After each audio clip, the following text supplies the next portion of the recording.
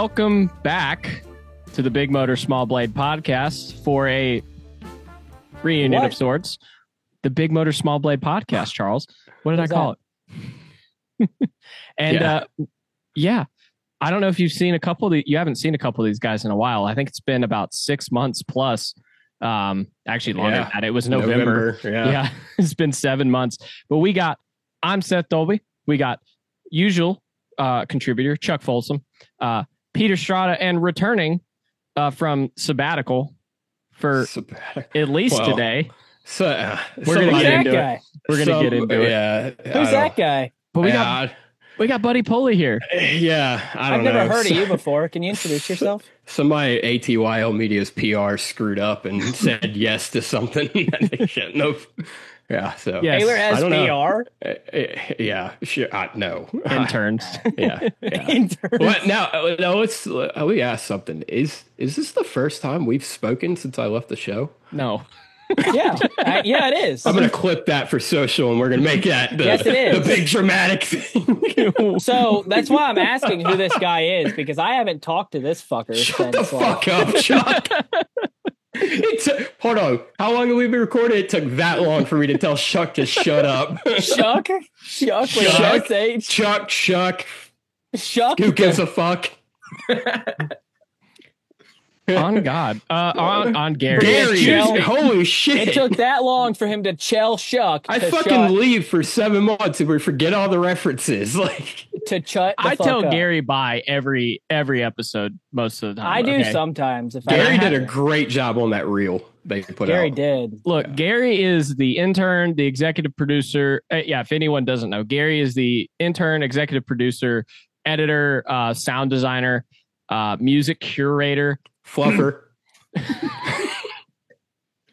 Anything that requires a level of talent, any level of talent, Gary does. Anything. Makeup artist. He sucks at that, though. Gary's dropped way off with the graphic design on this channel over the last 7 months. So I'm going to have to figure that one out with Gary personally. I'll get with Gary. We all right, talk. You have a talk with Gary on that one. You know Gary? He used to be on this show. Yeah, he did? Yeah. Oh. I started this show. You co-started this show. I was the one in the Indianapolis Motor Speedway Museum in 2021 that said, why aren't we doing this? That's a good point. It was my name, though. Speaking of co-starting the show, there's Happy, our fifth co-host. Yeah, it was supposed to be a reunion with all five from last year. And unfortunately, Anthony, we lost Anthony. Can't make it today.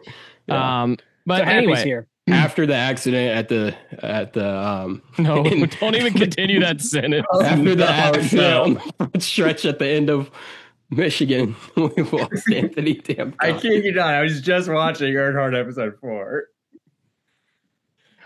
Okay, never mind. I haven't watched enough to know. I mean, I know what that means. I know what that means, but I'm don't tell me anything else. I'm actually going to watch it with Abby. All right, so I guess we're just going to cut to the chase. Buddy, why'd you leave? Why'd you cut me? Okay. All right. We are really all right.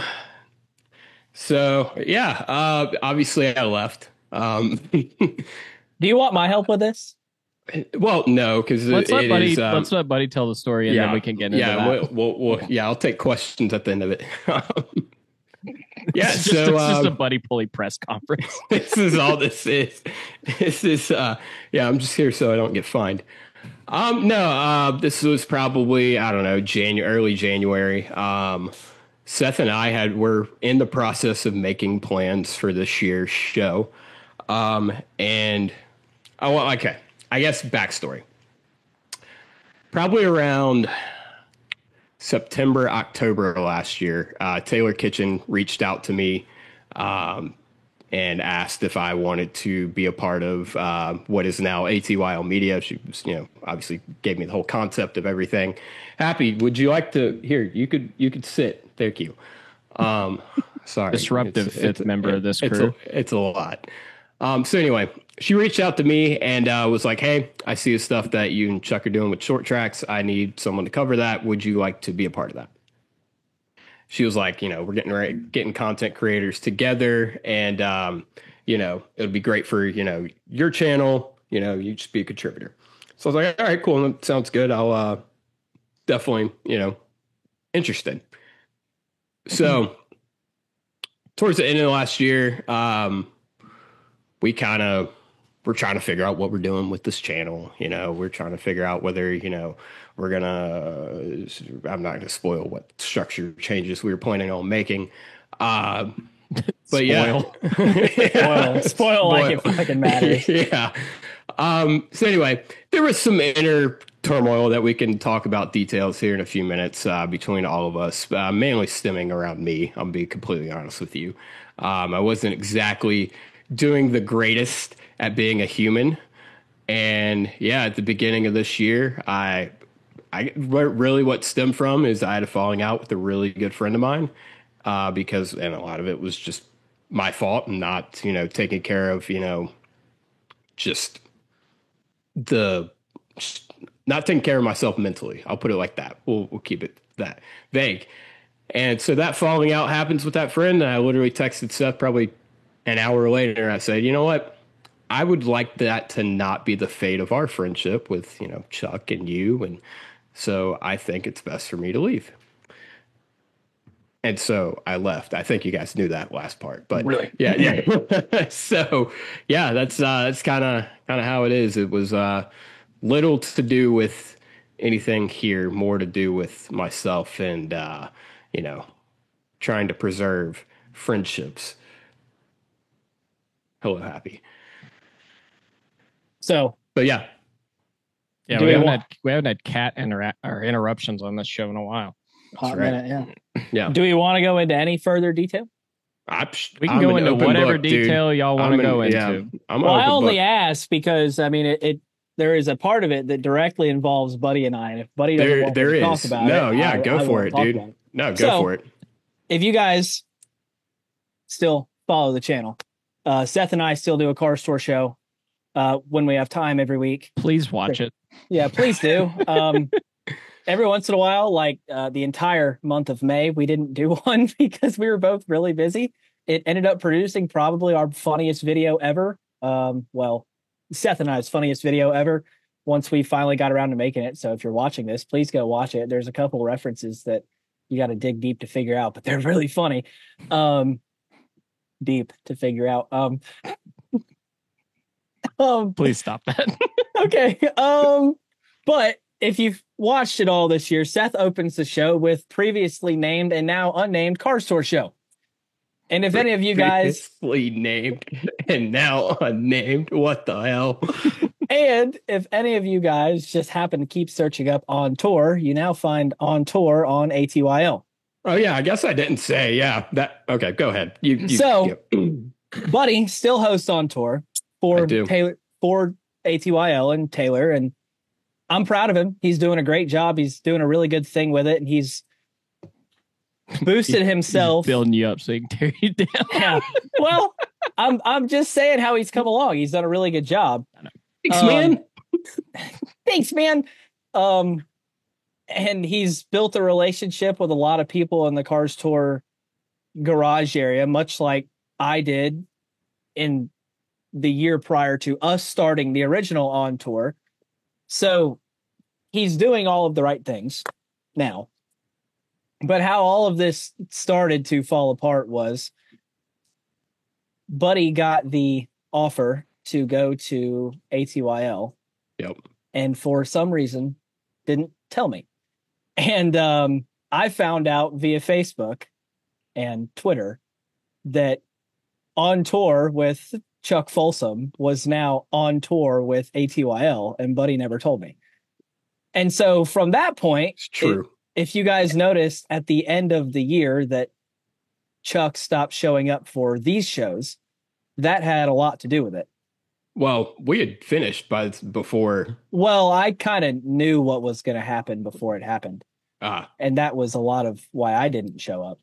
And then once that happened, Buddy and I don't think we talked for a while. Oh, we did. Yeah, but barely. We went to Southern National and did stuff. Yeah. There was probably a good month or so that we didn't really talk.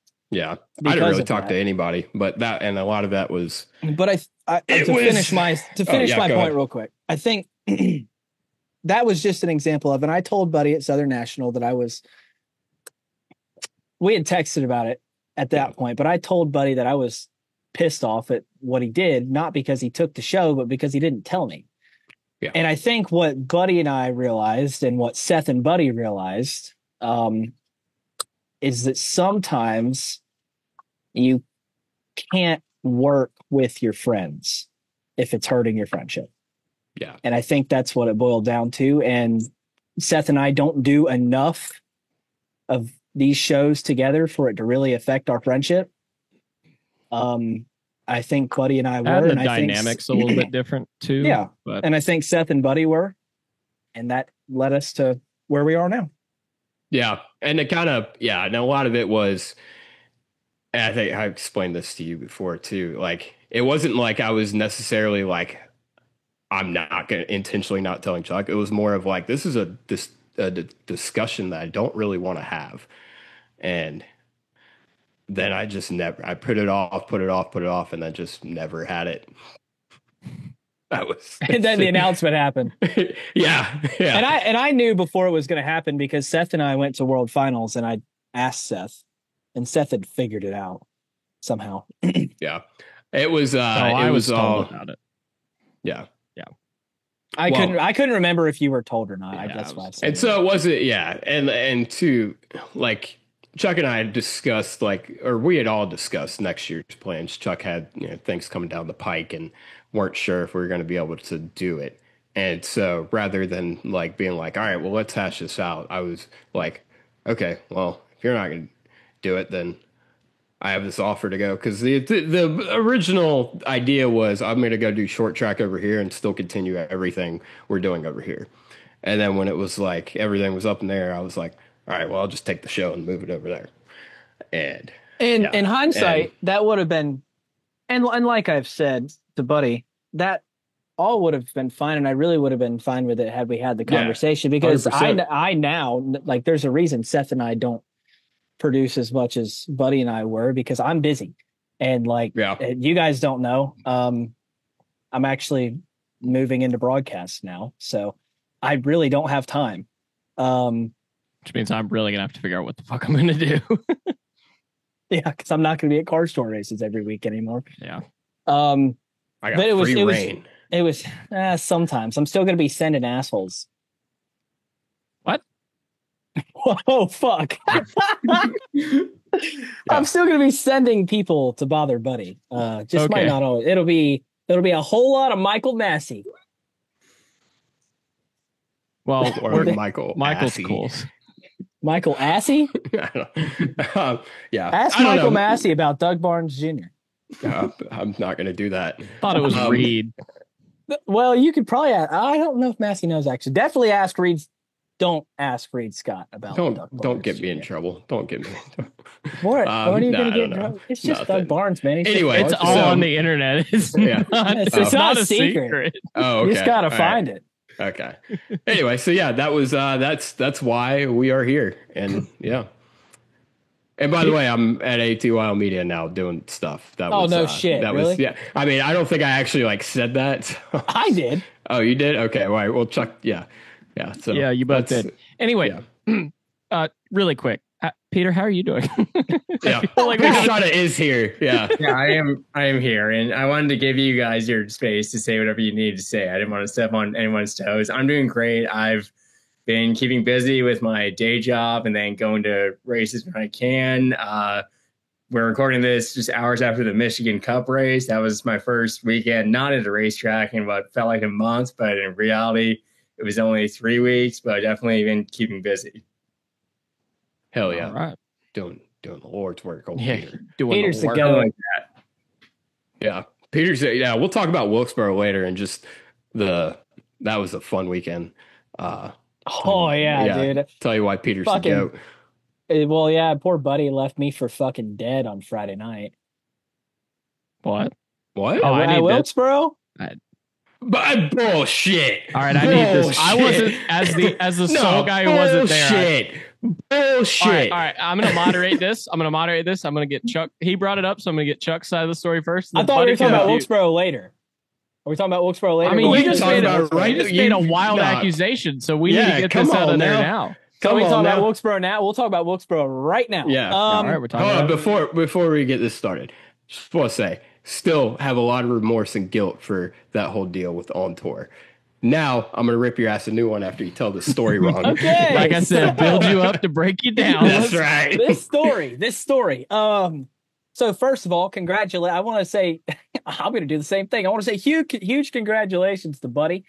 See what we're doing here, because Buddy got to cover his first ever Cup Series race at I think it was a oversight by whoever handles probably SMI's was. credentials. Hey, They were it like, counts. fuck, dude, we got to deal with car source shit too. We're just going to clear them all. So Yeah. where someone like me was credentialed through Front Stretch for Cars Tour like normal, and then NASCAR, Buddy applied for credentials for Cars Tour like he normally would through Can't even tell SMI's my own website. story. And now, fuck you, bud. Hey, I want to tell that story. You tell about Friday night, and I'll tell the story. So yeah, basically, my to finish that up, we were all at Wilkesboro, and Friday night Cars Tour race, first ever Cars Tour race on FS1, awesome. There's the old Neon Shack outside turn. This one's more outside turn 4, and we went down there afterwards. And basically, 100% what happened was Buddy was gonna stay and make sure I left safe, and then Buddy just fucking left. Bullshit. So. No, okay. All Yeah, right. So Buddy just left me for dead. Here's Buddy what left actually me to happened. die in the Wilkesboro parking lot. Bullshit. All right, here's what actually happened. We're standing there, right? We're having some beers, and I'm genuinely worried about Chuck. I was like, all right, Chuck, how are you getting home, man? He's like, I'm gonna sleep in the parking lot. I was like, are you sure? He's like, or I might. I want to say this. This is the first time we've ever talked about Chuck drinking on the show. Because this is the first time Chuck's ever drank. First time Chuck's ever been 21 for a show. You said it, not me. All right. Anyway, I was going to play cover for you, Chuck. I was about to say you can get in your own legal trouble when I'm not here. Yeah. So I'm over here like, well, Chuck, look, I could drive you. I'll drive you home. Like whatever needs to happen. Like you just let me know. Yeah. Then he left. No. A couple hours later, we're still there. I'm like, Chuck, I'm probably going to leave. Do you still need a ride, or you go sleep in the parking lot? And he's like, nah, I'm going to sleep in the parking lot. And James Pike, I'm roping him into this too. No, not James. He also said, I'll make sure that Chuck doesn't make any dumb decisions, or, I'll get in touch with you. And I said, before I left Chuck, I said, if you have changed your mind, let me know. How was I supposed to let you know you're going to be at a fucking hotel in Winston-Salem? What, in Winston-Salem? Oh, where were you saying? I was like 25 minutes away. Yeah, Winston-Salem. That's Winston-Salem. Either way, I told you, I said, I will drive my ass back here and come pick you up. Winston-Salem is not 25 minutes away. Yeah, No, it's definitely not in not. Winston-Salem. I was not in Winston-Salem. Where were you? Unless Peter is I don't driving like fucking know. 150 mile an hour to North Wilkesboro. I made that mistake once on the way to Bristol Dirt. Not happening again. God. All right. So basically, Chuck. You I'm made not it. gonna- You made it to the truck race the next day. I mean, you're here. Oh, so- that was a fucking day and a half. Huh? Oh man, yeah. So Friday night, Saturday morning, James Pike and I left the Neon Shack, which, by the way, shout out to A, Dylan Wilson, and B, Moonhead, because they were still fucking partying, going strong when Pike and I left. Yeah, they had to go 30 feet to get to where they were staying the night. That's not the point. It was 5:30 in the morning. And Pike and I were like, "Man, Rookie numbers. I don't know. we should probably leave." There was Bapple consumed. I'm not going to disclose how many. Hey, look, I work for ATYL Media. It's called Blapple. It's called Get the Blapple. fuck out of here. Yeah. Anyway, Cannot so, yeah. believe Taylor So, let that go. Well, Chuck slept in the parking lot of a fire department. back to his roots, back where his mama left him 21 years ago. Oh my God. I did make it home at like 10 a.m. Saturday. Clearly, you're here. Yeah. I don't care about your show. Yeah. So my Saturday was the worst day imaginable. What happened? Well, for starters, I had a killer hangover. Yeah. I put on socks that had holes in the heels. So didn't realize that. So as I'm like hustling my hungover ass up the hill at North Wilkesboro to try and make it the in, truffle shuffle around here. I think we come up with chuckle shuffle. to try and make it in the gate before they shut it for the truck race. I made it with 3 minutes to spare. We don't need the play-by-play, man. We just need the highlights. This happened a month ago. We're getting the highlights, okay? My heels got burnt like fucking raw because the holes in my socks. So I had to steal. The worst thing that would happen to your foot all day. Yeah, for sure. I stole socks out of Spencer Boyd's hauler with permission. I did not illegally go into an NASCAR truck series. Stealing then. Well, they're still at my house. You long-term borrowed some socks. Yeah, exactly. Chuck got his foot run over by a pit cart. Anyway, yeah, I was gonna avoid that part. No, he got his fucking foot run over by. That's the only part of the story anybody would give a fuck about. And I got my sunglasses stolen. What was the wait? Who Hang on. gives a shit? What was the point of the They're story? $300 fucking dollars. No, not that. What was the fucking point of the story if you were going to tell him about your fucking run over? I was going to That's what I had to hear about all fucking weekend after it happened was my damn foot. Because I'm still wearing that fucking boot, buddy. I had to take him to the Indy 500 afterward with it. So you tell me you've been to the Indy 500. It's hard enough to get in and out of there with 2 feet. Fucking 1 foot Chuck over here. That was miserable. 1 foot Chuck. That was fucking dude. We had to leave to go everywhere like 15 minutes early because my ass had a hobble. Yeah, dude. It was like I took your mom to the Indy 500. I was like laying back with everyone else. Fuck! I should have brought her this year. It would have been perfect. Dude, it fucking. And then the assholes in our row got up like 85 fucking times. Oh dear God. The one guy, one drunk bastard was like, "You gonna make me go around?" And I was like, "Yes, bitch, you're not the one with the broken fucking ankle." It baffles me, and I've been thinking about. For some reason, this has not left my mind since it happened. It baffles me that the protocol at IMS in turn 3 and 4 is not. Everyone stand up and you walk behind them. The protocol is that everyone else get all the way the fuck up and move out of your way so you can walk through the thing. It makes wobble and like bump their drunk ass into you and almost knock you backwards. It makes no sense, and I need to talk to a yellow shirt, Roger Penske. Dude, talk to Roger Penske. He can put up signs and say, "Hey, fucking." No one that goes to the Indy 500 can read. How the fuck is Seth gonna get in touch with Roger Penske? I don't know. Get your foot run over by one of their pit cars, then you'll be able to talk to him.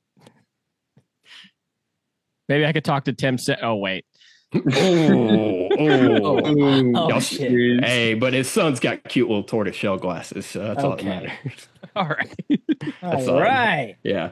Wilkesboro. The main thing I wanted to bring up for Wilkesboro. So I accidentally got credentialed for Wilkesboro. Anyway, I get my. It's technically true. I signed up for car store credentials, and then they send me back the credentials. They're like, "Here's your stuff," and I was like, "Cool." And I opened it up. It said Sunday, May 18th. I was like, "Okay, all right. I guess we're doing this."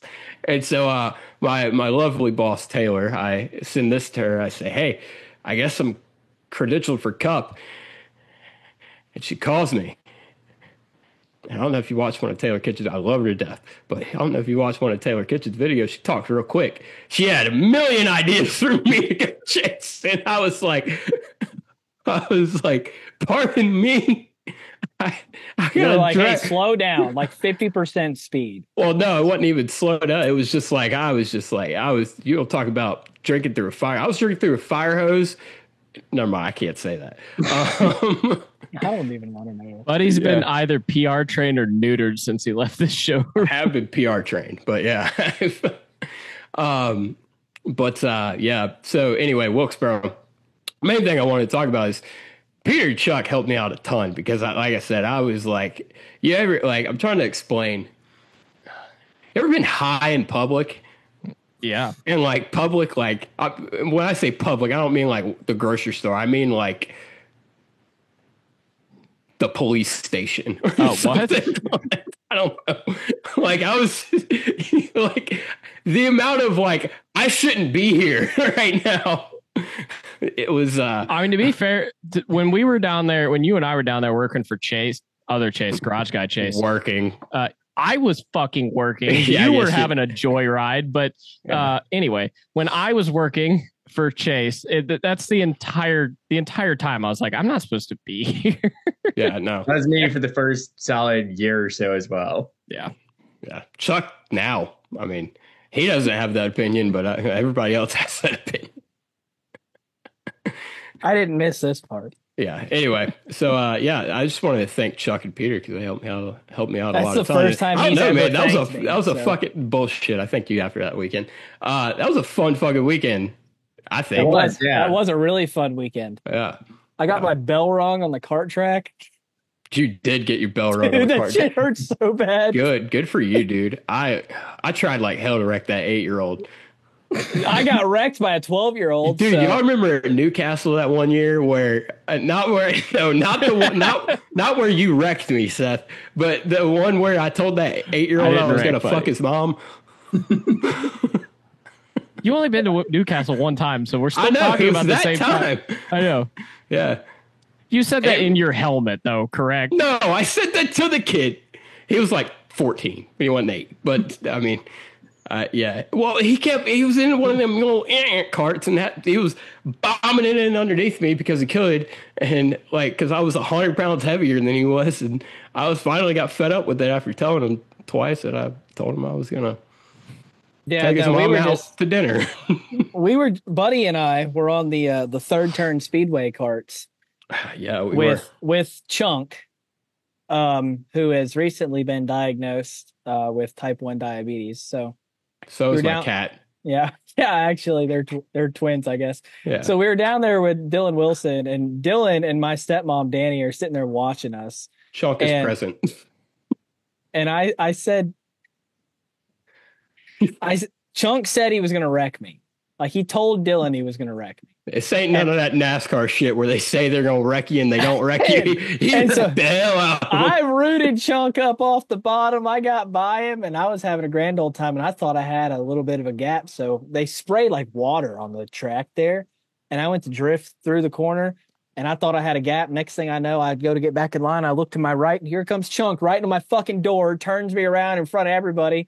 One guy zigged around me, the other guy zagged, and the third guy was too stupid to know which way to go. And he thought, well, if I floor it, it won't hurt me as bad.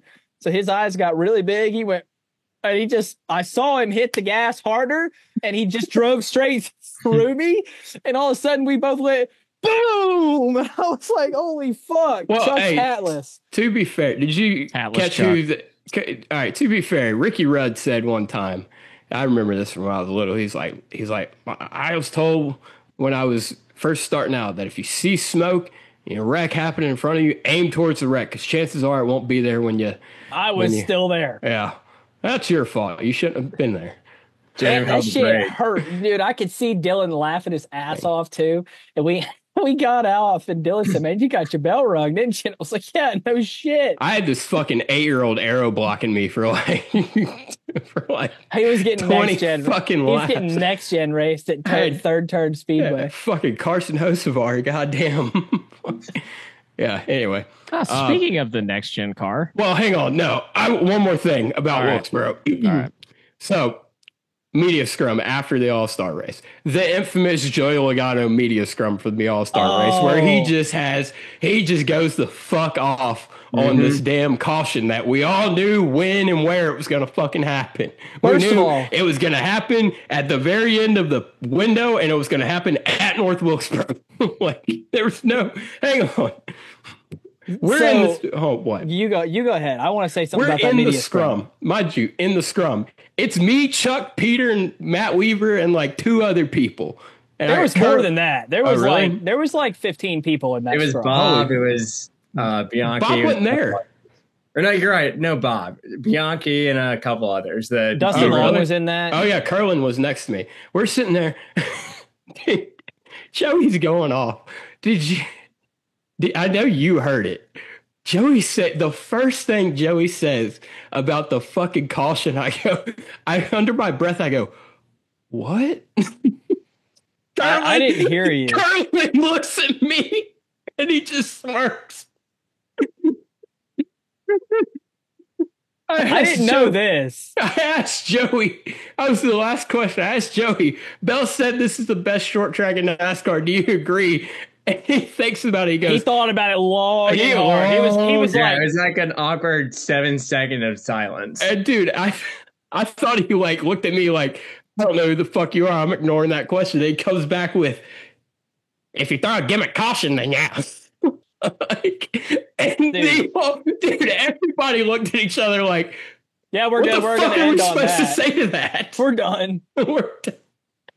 That scrum, dude. I laugh about that shit every fucking day. That was the day after the whole ankle incident. So I'm like hobbling around. I'm like trying to help Chuck get going. Yes. So like it's the end of the race. Like, and they're like texting me, the front stretch people text me like, you got to get to Joey. And I'm like, brother, I am moving at like high gear with this fucking ankle boot. Okay. Give me a break. And I got up there. Chuck was working with the 550 package. In weight and horsepower. Lost the draft. It's all momentum based. Once I slow down, it's hard for me to get back going. Oh, so it's the next gen car. Both of them. Yeah. So we get down there to Joey, and there's like, I can see everybody like crowding around. I think, buddy, you were already standing there. And I just walked up in front of everybody because I was like, man, as soon as he says okay and everybody piles in, they're all going to move like 3 times my speed. So I got to have a head start if I'm going to be in this at all. So, and everybody started inching in closer to me. And so I just inched up a little more. I kept shoving Chuck forward. And yeah, he did. He was like, come on, go Chuck. Go. And we all got Lee Spencered. Well, that happens most of the time. But then like Lee Spencer got me a one-on-one with Lane Ridge indirectly. And then as soon as like Lee Spencer was done, I felt everybody about to charge. So as they charged, I charged too. And I got like front and center and I got the first question and everything. I was so proud of myself. And I was proud of Buddy too, because he had that question, the last question. And we all got, and Buddy's like, I couldn't tell where Buddy was. So I didn't hear you say the what thing. I just knew Buddy was behind me and I hear Buddy ask the question. I was right next to you. I couldn't tell because I was just so focused on like stay off my left foot and get the shot and I heard you ask that question. Then he just goes like that. Dude, it felt like an hour. And we're all we could hear each other breathing. It was so fucking silent. Like for a split second, I wasn't sure if he heard the question initially. I know. That's what I thought. I was like, is he gonna answer? Oh, okay. Yeah, we're done here. Yeah. And then I fucking cut Buddy off twice with Ross. Okay, sorry, buddy. It's okay. It's okay. I'll get Chuck, you. Don't worry. So Chuck Don't worry. Lee Spencer's buddy?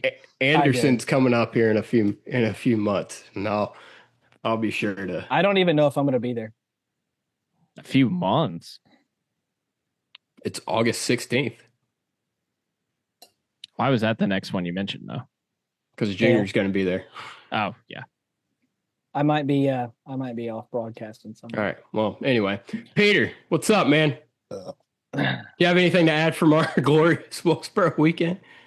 Not a ton. No, it was just a lot of stuff happening in a short amount of time between the modified race that they wouldn't stop wrecking, the truck race that was a lot of nothing and then turned crazy at the end, and then us all marching down pit road with Corey Heim to Lane Riggs, and then cup race was the cup race. Oh yeah, you mean when Lane Riggs wrecked the shit out of Corey Heim? When Lane Riggs didn't do a single thing wrong to Corey Heim? Hang on, Peter, you remember when we talked to that dude Tyler, whatever the fuck his last name was, after the dude who flipped off the dude at the modified? You wrecked him.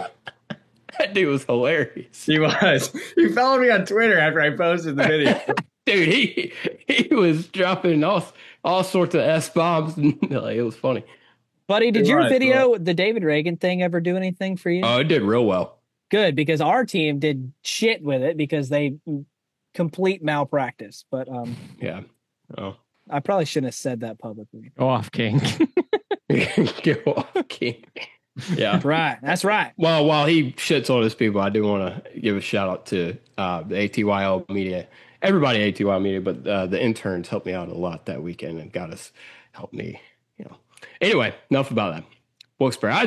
Wilkesboro was a fun weekend, and it's the first time I've gotten to rehash with these two about that. I'm on Instagram. I don't really know why. Anyway, what else we got to talk about?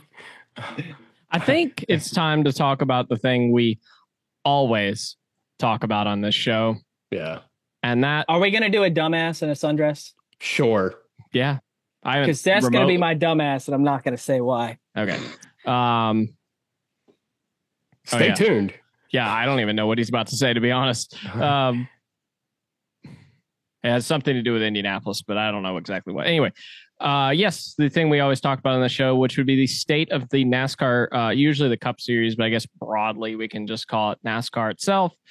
And we're back. And we're back. I don't know much about Peter. Just sorry, Peter. All good. For once, my name's not the butt of the joke. Anyway, what were we talking about? Dude, state of NASCAR. Dude, let me tell you. So I've gone on quite the journey since I left the show.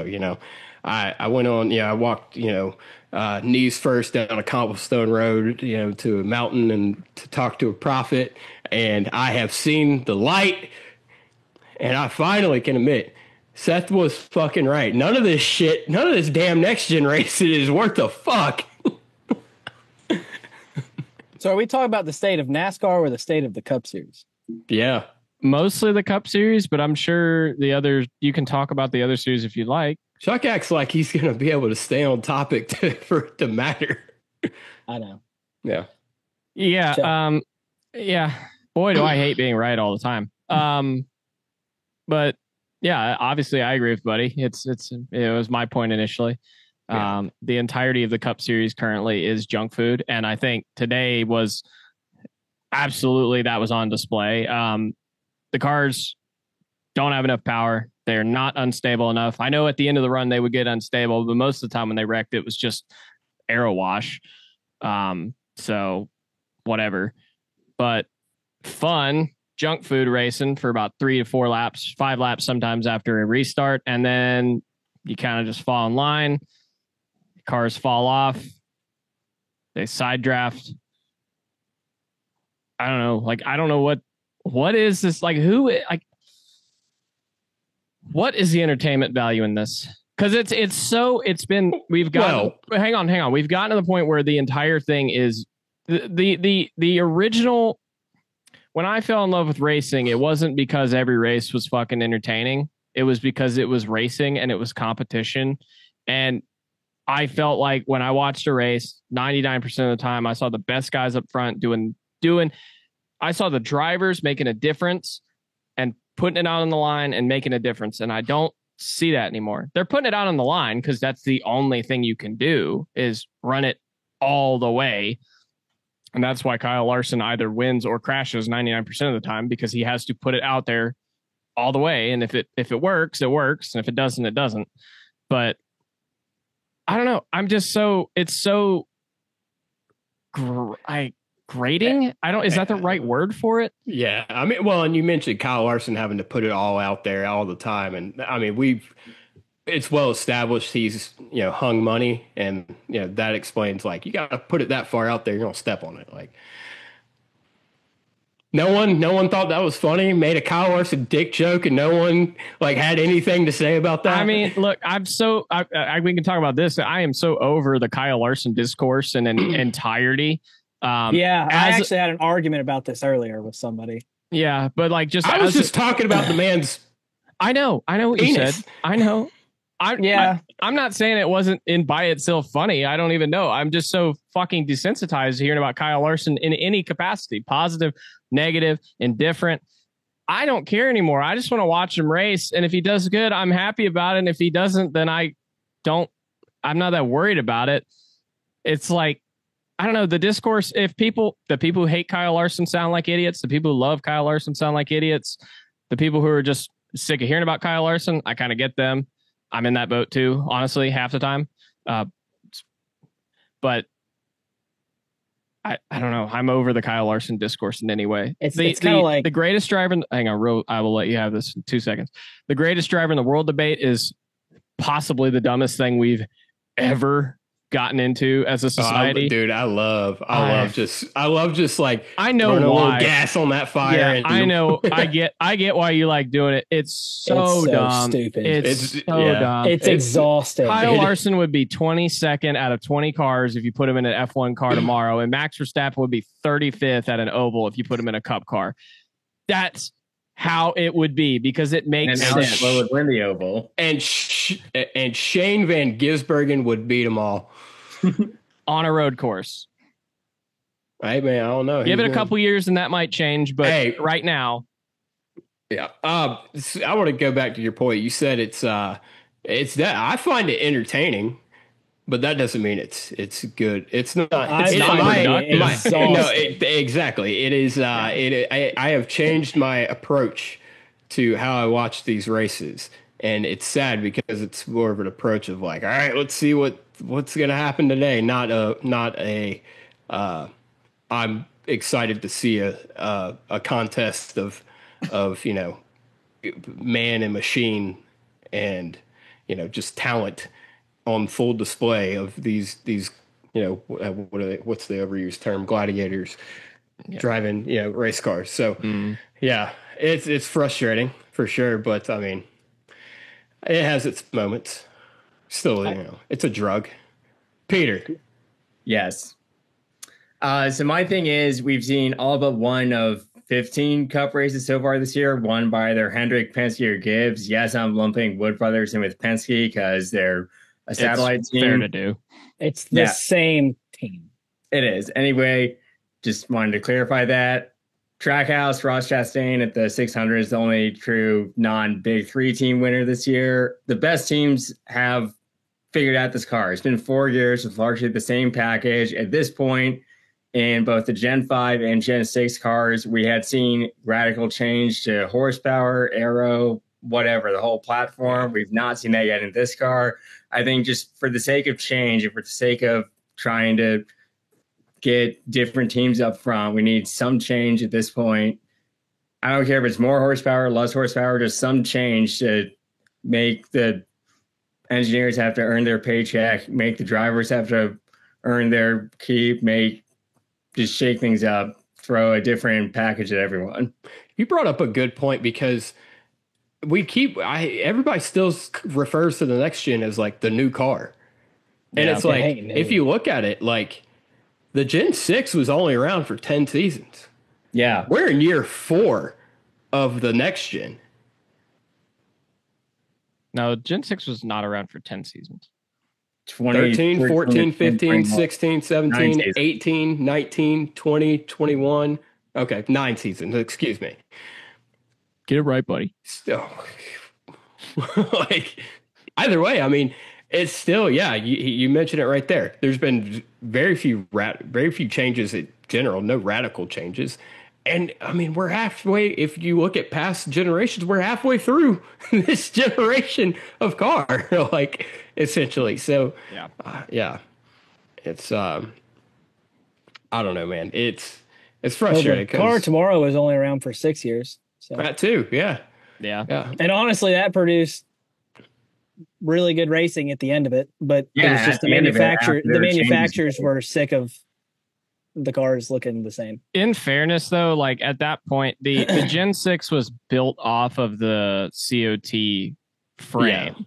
Yeah. Right. So, it was just a new skin on the COT. Yeah. So if you want to look at it that way, then that car was around for 14 seasons, I guess. Yeah. But I mean, a radical change like we saw from the COT to the Gen 6, that was still a big shift on top of the other changes that we had throughout the entirety of COT and Gen. Wake up, Chuck. And Gen 6. So if we could just see that radical of a change to the next gen car, as long as we make it in the right direction, which NASCAR's the ones paying for it now, so why would they do it? They're the one manufacturing it all. I mean, NASCAR has essentially, they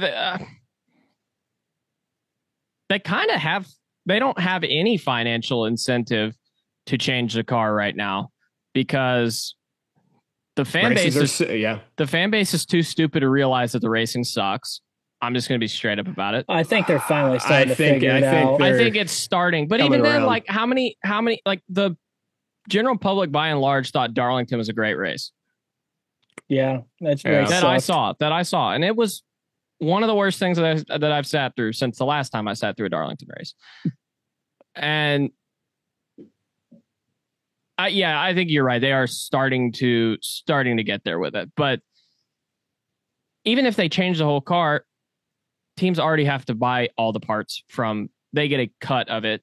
Again, I will never understand why we did not hire the teams to make these cars and then send the parts in to be distributed randomly. I do not understand that. The teams already had the infrastructure ready to go. And instead of that, we fucking had teams lay off shit tons of people during essentially a recession. It was during COVID time. So that was such bad business practice. I do not understand it. Well, Peter, you might know more about this too. It's like, it's so hard, like, for teams to get parts. And it's like, a lot of times they're behind. It's like you're supposed to have, I don't know the companies exactly that make, we'll just use, I don't want to throw them under the bus because I think 5-Star does a great job with most stuff they do, but we'll just use them as a blank. We'll just use, we have X distributor that, makes X part for the cars, and each team gets 7 cars per car number per year, right? And, you would think like, okay, if I need three of these parts for each car right now, you would think I would get a shipment of 12 pieces. If you're Hendrick Motorsports, you got 4 cars, right? Instead, you're getting 7. And you got to figure out, okay, where am I putting these parts? Am I going to put it on this car, whatever. And it's like, it's been just such a shit show in that aspect of it. Nothing about Next Gen has gone correctly. Yeah. It has not made it anything cheaper. It has not made the processes or anything as far as like building the race cars easier. If anything, it's made it harder, which doesn't make any sense because I don't know where plastic comes from and where I can, gather materials to do that and shape it into something and put it together and build a fucking race car. But it's a whole lot easier for me to go to the store and buy plastic Legos and put them together at my house. But here we are. It's that's supposed to be the concept, and it doesn't work that way. So. Right. Well, the issue is distributor X in this example you put forward, their only customer is not the race teams. Their race teams are one of several customers in some instances that these companies have. They just can't match the demand because it's not their only supplier. Which is why the race team should have been the entity making these from the beginning. And it would bring in revenue to the teams. Yeah. And right. If say RFK is making the brakes, I'm just pulling that combination out of thin air, then that's more infrastructure, more revenue, more everything for RFK. That's more jobs. Chuck, go ahead. We also trusted the company that designed a shitty Indy car to design a shitty Cup car. So I will defend them to an extent. The original Dallara IndyCar chassis the chassis originally was solid, and the aero kit put on the original DW12 aero kit did put on some good racing. And then we went to the aero kits era with Honda and Chevy, and that was its own mess. And then this chassis or this body style originally, before we added 400 pounds to it, I'm exaggerating, but before we started adding everything to it, was solid. And it's just IndyCar being too cheap to fix it. So I will give which sounds similar. Well, if you want to bring this point up, F1 sucks. Like we can all agree, F1's not great. It hasn't been great for a long time. So these people who come in and watch Drive to Survive, and and I've met a lot of them who have come in, watched that, and thought, and then looked at IndyCar, or looked at NASCAR, and be like, oh, this is fucking way better. right? Yeah. But then NASCAR and IndyCar are fighting the same problem in the fact that they've had the same car without any changes other than changes that really haven't done much to benefit the car for however many X amount of years. And we see IndyCar and NASCAR have a lot of the same problems right now. Oh, yeah. And it sucks because it's like, where do you go to find good racing? Yeah. I mean, you go to a fucking dirt track. You go to the car stores where the fuck you go. Yeah, you go to car store, there we baby. go. Yeah, you go to a short track. This is all just a plug for asphalt or dirt. Yeah, Get to whichever. a local short track. We don't have to. You don't look. You don't have to bring dirt late models into this. Yeah, I mean, you could go watch the Friday night prelim from the dirt late model. All dirt late models are fucking next gens on dirt. Like, oh, we're and not even doing next this. gen Sisters. and Twisted Sisters on dirt. Twisted not Sister doing was a this. great era With of NASCAR. Exactly. with all the aero wash of next gen on dirt was better than dirt late models on dirt. No, I will I'm not not agree with going to that. engage But in that. I'm I'm just- not going I'm- to engage in that. I'm bringing out all the hits, man. It's a reunion show. I gotta. I won't agree with that Buddy, statement. Buddy's but trying to get me to get pissed off because That's Buddy right. only says this because I am a dirt late model enthusiast. Yeah. He is admittedly not a dirt late model fan, but he also knows it's not nearly as bad as what he says. He just likes to piss me off. Yeah. Oh, he admitted it. Okay, anyway. What I will say is that dirt was the best thing next gen did. And then we got rid of it because some people just had to have 2 awful Bristol concrete races and still didn't show up for it. Well, okay. The best next gen race was. Okay, yes. Cover this up before I get. I'm gonna duck down so I can't see the shirt. Was the Chicago Street Race in 2023? That was the best next gen race. I thought you were going to talk about that Bristol race, which was a mess, but no, that Bristol race sucked. yeah. And to be fair, and again, we talk about NASCAR shooting themselves in the foot constantly. That Every next gen race that's been good has been by accident. Well, yeah, but that Chicago street race had a lot of these elements that would have made, we didn't have fucking stage cautions for that race. It was a great race. No one got single out of that. file restarts. We had single file restarts. No one got out of that race and said, "Oh man, that would have been great if we had a stage caution." I really thought that race needed a stage caution. No one, not a single person. Now, not admittedly. The reason is because we had plenty of natural cautions because the cars were hard to fucking drive because that track has negative grip. It doesn't have zero grip. It has negative grip, which is exactly what you want. And for some reason, we designed a sports car. And smaller tire patch as well with the treaded tires. This is true. I mean, we didn't have the treaded tires on the entire time. Yeah, I know, but I just wanted to make that point. We're playing the hits. Guys, like, I mean, we are playing the hits. This is like Big Motor Small Blade, like top 40 radio. This is what pretty the fuck much. This is and right just now. like top 40 radio, the hits keep on playing, and people listen to the hits because it keeps fucking hitting. One more thing I do want to say about Wilkesboro. Sorry, this is going way back, but Harrison Burton was in that race, and I still fucking remember that shit he did at Phoenix. We really are playing the hits today. That's right. Anyway, but yeah, go ahead. essentially, Continue. the 2023 Grant Park 220, whatever they called Whatever it. the fuck it ended up being. Yeah. Should have been the playbook that NASCAR said, oh, okay, we need a car with no grip and we don't need to throw artificial yellows. If you have a car with no grip. I fucking agree with you, Seth. Yes. I literally, even if Justin Haley had won the race, this would still apply. But Wow. it fucking would. Stop it. That should have been the stop. Stop. But I anyway, just want to rub his bald head, man. That's I did not think that's where you were going with that.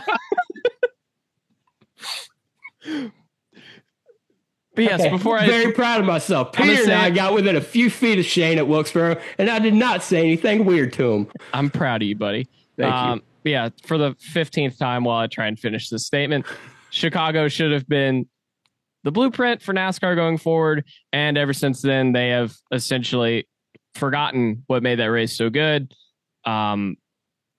I barely even remember much of the Chicago race in 24. That was because I fell asleep in the hotel room. But still, also, we keep making the same fucking mistakes. So we got even less of that race somehow.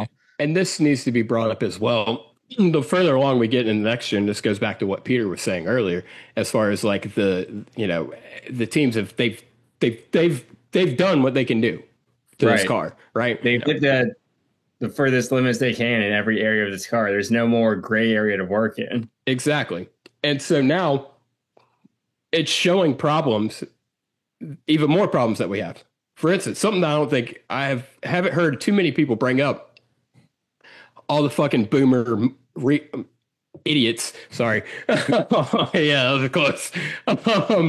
They bitched about the one lug nut, and I was like, that's a dumb argument. But now here we are. The one lug nut, I think people don't realize, has killed a lot of strategy, because now it's like so much of the strategy is fuel savings, because you can't afford to put 2 cans of fuel in the car because it takes too damn long in a pit stop, because the pit stops are too damn fast. So that's the case. You get fuel savings throughout the entirety of most of these races, and almost none of them end up with the quote unquote excitement that this race today here in Michigan had. And that sucks too. And I think that's something that I haven't heard a lot of people bring up, that really I've got to be like, man, that sucks. Yeah. Like, because we just had to make, and it all boils down to needing to make a modification that didn't need to be. And I'm not even referring to the one lug nut. I'm referring to redesigning the tires entirely. We didn't need to do that, but that was the shiny thing that Jim France saw from fucking sports car racing, and he just had to have it. And then through science, physics, we had no choice but to do the one lug nut.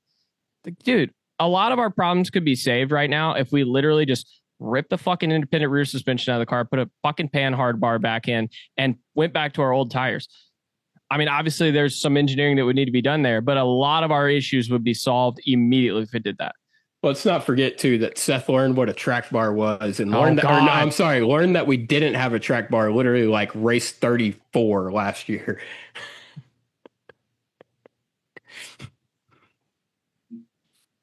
Playing the hits. Yeah, everybody. that did happen. Playing the hits. Did happen. Anyway, that, and on top of that, hang on, I'm going to continue to complain about the next gen car. Again, we lowered horsepower and got a new gearbox with more gears. Explain to me why we needed to do that, other than it's what we do now. It's what cars do. Okay, guess what? They're not stock cars anyway. So all these superficial changes to make it appear like a stock car, it has done nothing for the racing in a positive way. Not a single thing. Literally no one walked out of Martinsville in October of 2021 and said, man, that would have been way better if they were shifting up off the corner. Not a soul. I bet Denny Hamlin would have thought it. Denny Hamlin might have. Denny Hamlin would have been very happy a few times at Martinsville if we had the next gen car. But either way, it's just like we made a lot of just completely unnecessary. I would love to interview whomever the fuck and be like, why did you think making a NASCAR Cup Series car drive well? Why did you think that was going to be a good thing? So the radical changes we were going to make to the show is it was going to become a new interview style show. And first guest was going to be whoever the fuck. Yeah, spoiler alert. That's what government name. Government name. Yeah. But yeah, I don't get it. All right, so the last thing I wanted to. Oh, I'm sorry, Chuck. What did you want to say? I haven't said anything yet about. You fucking threw your hand up like I was ignoring you. I've made one comment on this whole segment. Oh, I know. I said I wanted to say something. You threw your hand up. I thought you wanted to say something. I thought you were moving on to a different segment. No, I'm still talking about the next gen car. Finish your rant. Okay. So the idea of more horsepower has been obviously. I'm just going to ignore him and keep going. The idea of more horsepower has been thrown out there. What is it? What are you pointing at? Just shoot me. All right. I feel like sheer luck. That's the 200-page TV guide from 2004. And I just pulled. That's an insane pull right there. as someone who I believe is probably most known for yelling, "Put more fucking horsepower in the car." Oh, here we go. I was waiting for this. Yeah. NASCAR appears to be finally on their way to adding about 80 horsepower back into the race cars. And it ain't going to do a fucking thing. Not a damn thing. And we're only going to do it at short tracks, which, God forbid, we fix Darlington and Las Vegas and No, I can't say that. Anyway, Nashville. Like, I don't know. I haven't seen a single. Kansas wasn't that good the last fucking time we went. I didn't think the fall race was that good either. Homestead's fine, but even then it takes like 40 laps for the tires to fall off and the driver to make a difference. I don't know. I don't get it. Chuck, go. Peter, what have you heard about horsepower? No, go ahead, Peter. Well, I'll be quick to let Chuck go. I haven't heard much about horsepower, just what y'all have also heard that changes could be coming later this season, but not for everywhere, just for short tracks and maybe road courses as well. So going back to what we previously saw at the end of Gen 6.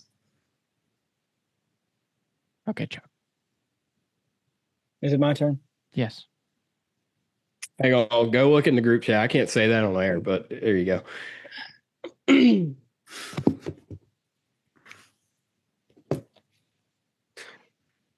So, Am I wrong? No. So, All right. we get to talk about next gen racing. I get to talk about next gen racing. I'll tell you what, man. I'm tired. I'm really fucking tired. Tired of watching this shit. I Because I got to sit here. Like, I had to sit here today because I had an obligation after this race to do something for Front Stretch. So I had to watch this race at Michigan today, this motorsports event that absolutely fucking sucked. If anybody has an opinion otherwise, you don't know what good racing is, because aero blocking is the farthest thing from good racecraft that exists. Now, I'm tired of feeling like I'm being held hostage to watch this shitty ass excuse of motorsports. We can break it down track by track. So we go to Daytona, Talladega, and everybody's like, "Oh my God, look at them. They're 3 wide, man. How do you not love that?" Like, well, because we all know they're fuel saving, which is fine. Well, It's fine if they're saving fuel, but the problem is we have fucking stage cautions that don't need to be there, that predetermine the strategy of every single fucking race. So if you think about it, if you don't put on your dumbass goggles and watch it with a negative degree lens, my favorite accessory. you can step back and say, "Oh my God, this looks like the last plate race we watched, and the one before that, and the one before that. They're all the fucking same. Every single one of them's the fucking same, because stages predetermine the caution of every single super speedway race." And then we get down to the very end of it and they're like, "Oh, it's go time. Mat the throttle. Oh, we can't fucking go anywhere because we can't step out of line because the car's got so much damn drag that you can't get out of line because you're going to parachute backwards to fucking Narnia." So super speedway racing sucks. That'd be pretty cool. Be better Didn't than ask watch. you, Chunk. Be better than watching a Talladega race. It probably would be, dude. That'd be the time. If you gave me parachuting to Narnia or watching Talladega, I'll never see you boys again. You gotta give me something I haven't heard before, man. I'm sick of playing the hits, man. I need some new music. Oh, now we got to get some new music. Now we got to get new music. Okay. I got sick of hearing Chuck talk. I know. Well, I'm not done. I haven't gotten to do this, and I probably won't get to do this again because I'm not allowed to do this on other platforms. So then we go to a short track race, and everybody knows they suck. The problem is the same dumb bastards in this sport, both in the fan base and the clowns like Elton Sawyer, that for some reason think it's a good thing for their position to be in front of a microphone every week. I got news for you, buddy. We should never fucking hear from you if you're doing your job right. That was a good point. The same clowns are like, "Oh my God, dude, this super speedway racing is awesome." They're like, "Man, why do we go to these dumb short tracks? These short tracks suck. We just need to go to less of them. They're not good for racing." I don't think anybody said that. I've heard plenty of people say I've seen people say this, yes.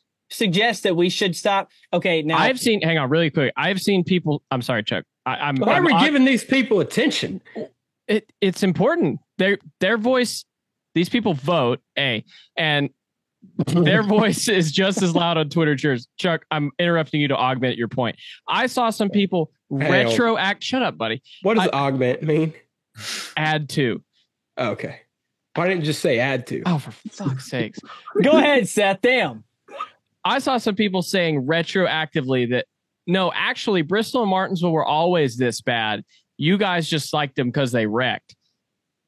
Which is the most stupid fucking thing I've ever heard. I heard people after Kyle Larson, yes, the last couple next gen races, and pretty much every next gen race at Bristol has been shit ass awful. And that is coming from maybe the biggest Bristol supporter you will ever meet in your entire life. Like, if I could live at the racetrack, I would. I think that goes for all four of us. I think we all four love Bristol more than other races. I don't know. Hang on now. I don't know. I got a pretty shitty memory. I got pretty shitty memory at Bristol. Hey, tune into On Tour next week where I use the word augment. So I listened to people like I listened to like high up people with a voice like drivers. Elton Sawyer. Not that stupid fucker.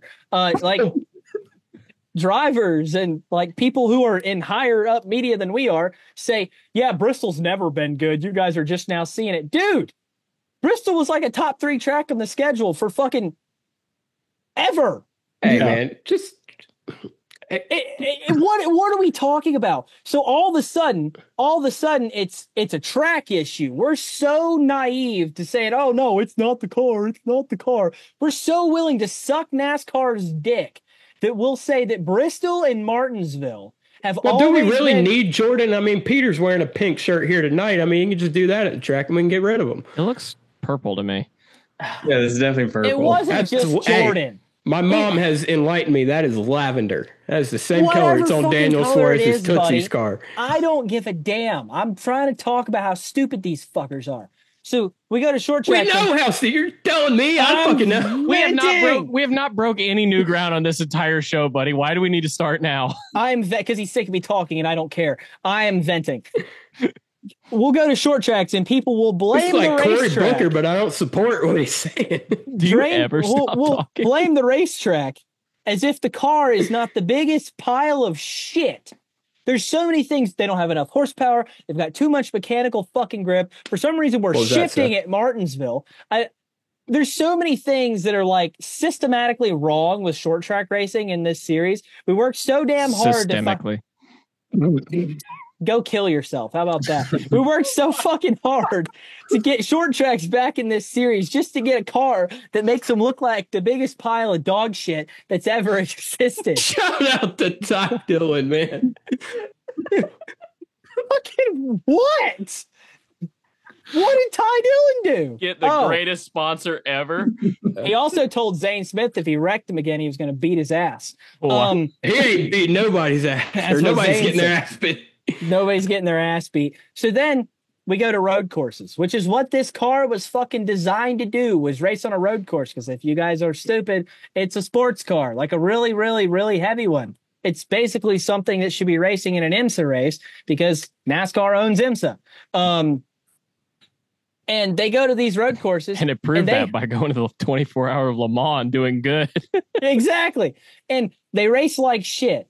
Why do they race like shit? They can't pass because the car was built to race on these fucking tracks. You don't build a car that's supposed to be good at something because then, well, the drivers are just fucking driving around at that point. Like, there's nothing challenging about it. So then you're not going to be able to pass because there's no hang on. Separation. I think that's a little... You could build a car that's supposed to perform well on racetracks. It's just they can't perform better than the driver, I guess, in a sense, you know? Right. And we didn't do that. We built a car that doesn't need much driver input to be good. And we have SMT data there. Everybody drives the same. Which shouldn't be fucking public. That's a whole nother issue. And neither should Shane Van Gisbergen's foot cam. People should have to pay for that. And you would. On platforms. He should make a link for that. That I was can what think- I meant by I on can think of- platforms. I can think of a driver that's related to that. Same. So and then Do finally, you know who it is, Peter? I don't know who they're talking about. Played the fifth.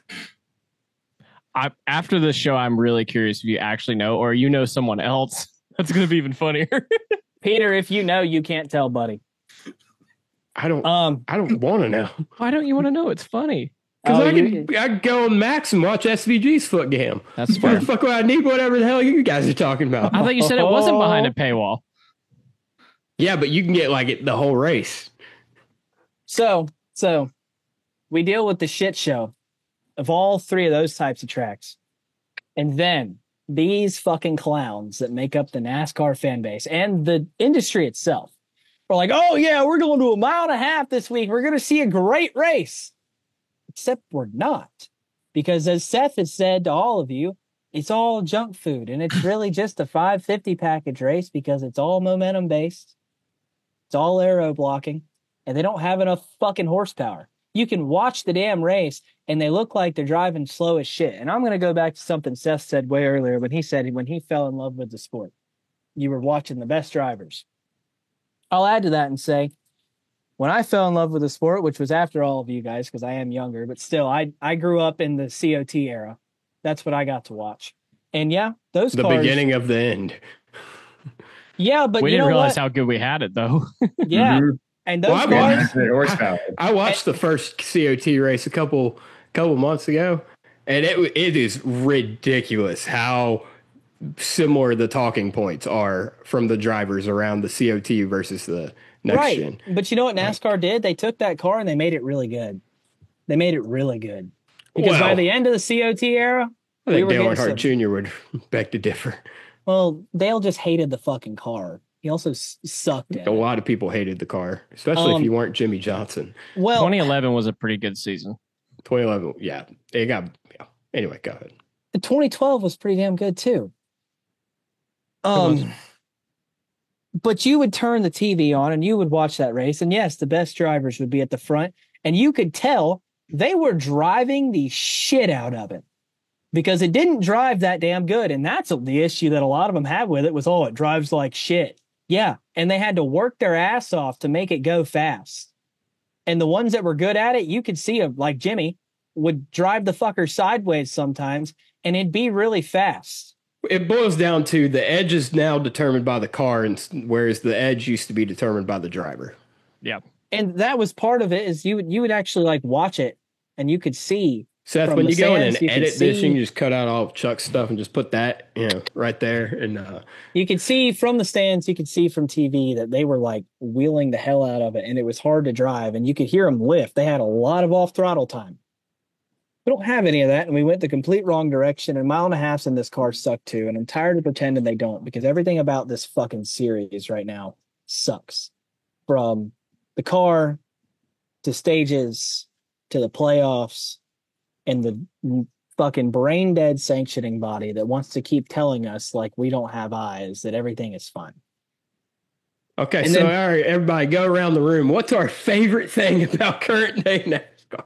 When the race ends. This is a genuine question, though. When the race ends. Okay, all right, The Xfinity Series. yeah, okay, all right. I figured there was something we could all agree that was pretty. All right, I'll go first. How about that? And we can maybe 2 words. Carson Hocevar, must see TV. I mean, I guess. I'll be honest, there's I'm- nothing I enjoy about watching a cup race. Not a single bit of it. All right. That's how far gone I am. I don't care. Yeah, I mean, I enjoy watching an Xfinity race occasionally, but I'm not going to stop what I'm doing on a Saturday to do it. Peter. The Prime broadcast, because even with lackluster racing the past 2 weeks, they've still done a great job at making it feel like a big deal and a big event. On Gary. But that maybe this is my fault, but that almost frustrates me too. Cause like I was sitting there, I kind of had the same thought early in this race today. And then I thought about it for a second. I was like, I feel like I'm just being gaslit again. Yep. I mean, what are they supposed to do? I mean, yeah, I know. I'm not even. I'm not faulting them for it. That is, I mean, they need to, entice you to keep watching. That is their job. But it's so, especially when it's a guy like Dale Jr. I mean, I would listen to Dale Jr. if he wanted to rip the series a new asshole. I would listen to him do that for 3 hours. Of course, that would be because I would be like actually enjoying that. But yeah, I don't know. Okay. I don't know. All right. The Xfinity series has fantastic racing.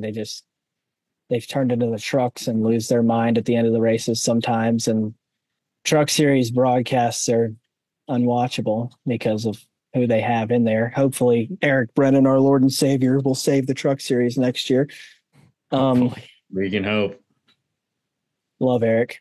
All right. What a guy. So Cup series sucks. We established that. I just wanted to say it again. I don't want to say one more in there. Let's Hey buddy. Let's talk about something. Cup series racing positive. sucks. Okay, I started this I started the conversation with that. I just want to say it again. Okay, all right. It's fun. All right. Well, that's the thing Chuck likes about NASCAR the most these days. All right. Well, all right. Let's shift gears. Oh God, we're going. They fucking. They do that. They do that a lot. They do that a lot. Talking about transmissions. Okay, I was just. They even do it at Martinsville, actually. All right, let's shift gears. I mean, dude, we've been playing the hits all day, man. Let's talk about the show, man. It's been we don't know what the future of this shit is. We don't know. We don't know anything. I mean, dude, I don't know. Some of you guys' favorite times, favorite things about fucking Big Motor Small Blade. So I'm gonna go back all the way, not the beginning, the BC era of this show before it was a show. When I'm curious to know what BC stands for in this context. Before Chuck. That was my favorite era. I'm referring to it in the way of the before Christ or the before Common Era year labeling of this show. The prior to the actual channel version of the show, when Buddy thought that Kyle Larson was going to be like the third best driver at Hendrick Motorsports in 2021, and then proceeded to bet me $100 that he would even make the Final Four. I have yet to collect on that bet. So, Buddy, where is my money? In a Swiss bank somewhere, and you can go fucking find it, you dick. I know where it's at. I mean, look, man. It's wherever Happy gets his insulin shots. You're goddamn right. You can go talk chewy.com. I'm gonna tell Happy you're welcome for 1/57th of his insulin. Oh my God, dude. Yeah. I don't know. That was that's deep in the archives. We don't need to pull that back up.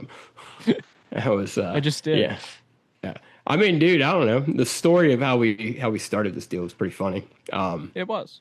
We were at Indianapolis. I don't know that we've actually ever told this. Yeah, we have. Like when I briefly told. Okay, all right. Well, I think we have a couple times, but we can again because we're good buddies with David Lamb. Been friends with him for a long time, and we're at Indianapolis at the road course race in 2021, and we're sitting there, and David's like, "Hey, we're getting a private tour of the Indy Museum. You should come with." It's him and Black Flags Matter and like Iceberg and Eric Eastep and all them. So we're all just the Motorsports YouTube squad essentially. And so it's them and then us these two slap dicks. Like, and they're like, "Who are you?" And they're like, "Oh, this is my friend." Oh, okay, cool. So we're just walking around. I'm just shooting the shit, whatever. We get out of there. I was like, why don't we fucking do something? And then we did. And now we realize why we didn't do it before. If you want to go back, if anyone's interested and actually gives a fuck, do not. There's some cancelable things on. No, not on this channel. If you'd like to go back and see Eric Eastep's video at the Indianapolis Motor Speedway Museum, we're in that video. Wow. Yeah. Well, I'm telling the audience, if they would like to go back and see pre Big Motor Small Blade, Big Motor Small Blade, there you go. I saw someone on Twitter who had in his bio, he was like, NASCAR fan. I was on this episode of this podcast 3 years ago. And that was like, that's what it sounded like you said, right? I mean, that's literally the story you were talking about. So I guess that is relevant. I don't know. Peter, you got some favorite moments? Well, I guess the moment that you guys put in the teaser trailer for this episode, saying how during the biggest Wrecking Cup Series history, I was in a porta potty in the Talladega infield. Oh Lord, that was a good one. That was a good one for sure. Yeah, I don't know. We had some damn good quotes. And then I think the first time I was on your show was after Kurt Busch's Kansas win. Obviously, looking back now, that was his last win, and it's fun to look back on that, knowing the historical significance of that. Obviously, winning in the Jordan car, and yeah, just fun memories. Dude, you realize how fucking naive we were? Like, yeah, Seth. Like, oh yeah, like we thought we were something, man. Starting this deal out. Yeah, we thought we were funny. I mean, I guess ultimately it worked out for you fine. I think it's worked out for all of us. I mean, dude, you would told me we would have had 1,000 subscribers on this deal, or damn near. Then I was gonna say, we still don't. Yeah, well, I just mean like I would be like, nah. Yeah, Chuck, do you have a favorite moment? Yeah, he probably does it. Oh wait, are you gonna tell that story finally? I don't even know which. I don't even know what exactly you're gonna say. No, I was gonna say something, but I hesitated. I was gonna say the day Buddy left. Oh, jeez. Hell yeah, bro. Hell yeah. That was my favorite day too. No. So I guess I could tell I don't know. That was the best split-second decision I've ever made in my fucking life. I think we've told the story. I think we've told the story of how I actually met you guys. Oh, hell, we can go into that too. So I happened to be seated next to them at the Bristol Night Race in 2021, which is to this day the best race I've ever seen in person. Mm-hmm. Yeah. And shut up. And like we talked all night, and I was a child. Dude, yeah, we groomed Chuck. I was there with. No! Fuck! You got. We're getting canceled. No, it's staying. Dude, there's no way I'm gonna be able to find that clip. This episode is too long, dude. Oh man! And then of course the end Chuck's of the race. Like 17, and Seth and I. This is like episode 2 of the show. Episode 3 of the show. We've been in the show for 3 weeks, and we're like, that's the one. Just keep them in their back pocket. And horrible decision. I didn't get any of their contact information or anything. Seth and I think Seth and I like took a picture to get like a selfie together. I think I took a picture of you and your dad and Chong. Yeah, I think you did that, but I think there's a selfie of us together somewhere. If that's the case, you need to find it because that's a piece of history. History. Not important history, but not important history. That happened to be, Chase Elliott blocking Kevin Harvick to let Kyle Larson win that race. And I got on video as I'm recording the finish. I have Buddy 2 birds to Kyle Larson just in my video. That's right. Left, wasn't expecting to ever see him again. Happened to run across their Instagram page, the Instagram page, like a week later. And I was like, oh my God, these are the fucks that I sat next to at Bristol. So that the fucks. DM'd him. I think we ran into each other again at Charlotte. At the Roval, yeah. And then we didn't see each other for like a year. It was like World Finals 2022 when we actually like met up again. Was it that long? It was like we talked, yeah. We had talked, but it was that long. Wow. You guys were like Chase, and I was with Nate. And I was like, because we were down there on the front. That was before we learned his real name. Yeah. Yeah. Shut up. You guys gave me that name. Because we birthed you. We what? We made you, Chuck. And so, yeah, I think the first show I was on was the playoff preview in 23, man. That was the infamous who the Oh my God. We stayed up for like 3 hours. We were watching old race clips. Oh my God. We stayed up trying to figure out who the fuck spun to the inside wall. Mind you, this is finish of the 2015 Daytona Summer Race when Austin Dillon flipped his dick off. Austin Dillon damn near died for our sins in this race. And we're all like, who spun off there in the corner? We found a fan video like 2 hours later of investigation, and Chuck stands up like a we had red string across my damn apartment. David Rakin. And then we interviewed him at fucking Wilkesboro. How about that? We should have told him about it. Oh, we should have told him. Damn it. Yeah. No, I'm glad we didn't. I'm really glad we didn't. I don't think he would have thought it was cool. But he would have been like, what? Never mind. Hey, you remember when you crashed at Daytona? You remember you fucking ate the inside wall at Daytona? Oh, so yeah. There's been some good moments. There's been some bad moments. There was an Arby's car. Yeah. There was an Arby's car that I made some fun of at Bristol last year. That was a pretty good one. Yeah. Yeah. There's another story. Oh, yeah. What did I, Peter, when the fuck did I meet you? I do not. I was thinking about this in the shower earlier. Was it at a Canes game? No, I don't think so. Was it? I definitely remember meeting up at the 2021 Spring Darlington race. Was it really like? No. It was definitely before then too. I remember seeing you in the Charlotte fan zone for an all-star race. That would have been like 18 or 19. Wow. Because like I've known Peter for like as long as I've known you, Seth. Really? I mean, through social media. And through social media, we've known each other longer. But in person, it may have been that time at the Charlotte All-Star race. So wow. That's when I was in that 17 All-Star race. So it would have been 18 or 19. Wow. That's when your life took a turn. So for the worst. Now here you are on the fucking Big Motor Small Blade podcast. Well, I hate to drug all you back into this. Hey, tell that story real quick. Okay. I don't know what you're even going to say, and I'm curious. I have an issue with Seth, which is breaking news. Join the fucking club. Because Seth and I are the only two still standing official members of this channel. Here's your ticket in this show here. Don't forget about Matt. Your ticket I said number in this show. I said in this show. Okay. Matt's not in this show. That's fair. So I spent a weekend with Seth.